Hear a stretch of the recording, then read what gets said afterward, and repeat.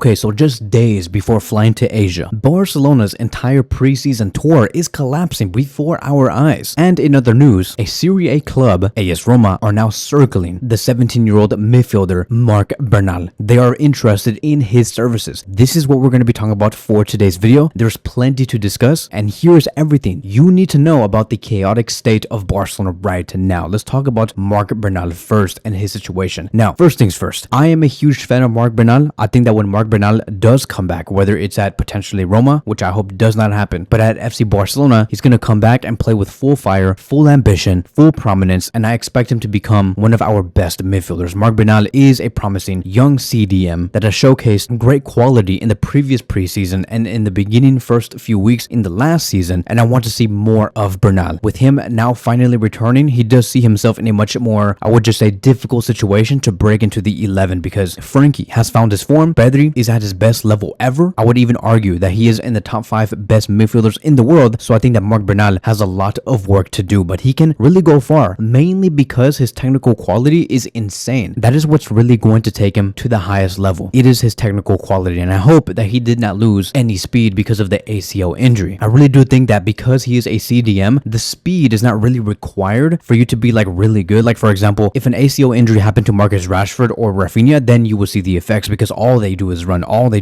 up and down the flanks. But with a CDM is different. You're more relaxed, you're more sat back and analyzing the game. All in all though, I hope that Marc Bernal ends up becoming the best version of himself in this upcoming season. But according to the Masia, they have claimed that AS Roma have expressed strong interest in Bernal and have already made contact to explore a deal. Real Betis are also monitoring him very closely. So right now there is no confirmation yet whether it's going to be a potential loan or a permanent transfer. However, I can see why Roma or a team like Real Betis are looking at Marc Bernal because they're looking at FC Barcelona right now and they're saying, oh my god, Bernal is just coming back. Who knows if he's going to be getting any playing time? Maybe he might want to. The level that Barcelona bring under Hansi Flick is extremely high. I don't see Bernal getting a lot of minutes going up against Frankie, Pedri, Casado, and Gavi, and maybe even potentially Eric Garcia if he does play there. Maybe if we try and bring in Marc Bernal, he might say yes to us and find more minutes with us, whether that's at AS Roma or Real Betis. I feel like that is their reason behind why they're inquiring about the players, because they think that they can actually lure him in my own opinion, okay, because I'm not the coach of FC Barcelona, I'm not an insider, I don't know, but in my opinion, Bernal is immovable. I don't want him to go anywhere, and I say that because he played a key role in Masia's youth setups before the injury and even in the first team. Point number 2, he was considered one of Barcelona's most technically gifted midfielders in his age group. You must keep and retain a player like him. Point number 3, he's very composed on the ball, his positional awareness is beyond his years. And point number 4, there has been comparisons between him and Sergio Busquets, and I can see the comparisons there. No way is Bernal going anywhere else, especially on a permanent transfer. Hansi Flick, by the way, has expressed some concerns about the midfield being overcrowded, but some sources close to the team also believe that he won't greenlight a Bernal exit. Flick views Bernal as a long-term project, not disposable depth. So in the end, I believe that yes, AS Roma and Real Betis, they will try, but Flick will block this move and nothing will happen. Now let's move on towards the chaos surrounding Barcelona's Asia tour. So Barcelona are supposed to fly to Japan this Thursday to face Vissel Kobe in a friendly on July 27th, but that match has been officially cancelled. Barcelona came out with an official statement and they have stated that FC Barcelona announces that it has been obliged to suspend its participation in the game scheduled for next Sunday in Japan due to serious contractual breaches on behalf of the promoter. So let's unpack that, right? Because this game against Vissel Kobe was supposed to be a key preseason test for Hansi Flick's new tactics. There's a lot of things that we have to test before we go into La Liga. Like for example, we have to know if Rafinha in the number 10 position works. We have to understand what type of chemistry can we build with Rashford on the left and Yamal on the right. Another thing that we have to test is how do we play by playing a little more conservative, because that is going to be one of the things that Flick wants to test, because last season we learned that okay, it's high risk, high reward. If you can score 6, we'll score 7. But the thing is that like, is that the correct attitude to have in the last 10 minutes of a game when you have a 1-2-0 lead? You want to play more conservative in those last 10 to 15 minutes if FC Barcelona do have the lead. Can Barcelona do that? That is something that we have to test. Now we cannot do that in a match against Vissel Kobe. It has all been scrapped, and that is because the third-party promoter failed to fulfill the contract terms. They failed to give the payment to FC Barcelona. It is required for the club to receive any sort of payment before they make that flight out to Asia. It's a long flight. The last thing a club wants to do is to fly out to Asia or Africa or wherever it may be, only to find out that once you land, they tell you, oh yeah, we have no money, we cannot pay you. It will be a huge waste of time, resources, and money. And Barcelona were expecting that payment before they flew out. But the third-party promoter said, "We got nothing for you guys." Barcelona added in the statement that the club will consider readjusting the leg of the summer in tour in South Korea, where 2 games are scheduled against FC Seoul on July 31st and Durag FC on August 4th, if certain conditions are met by the promoter. In other words, these games might be too risky too. Who knows? They might say that we don't have the money to pay you. And then comes the final message of the statement. FC Barcelona regrets this incident and the impact it will have on many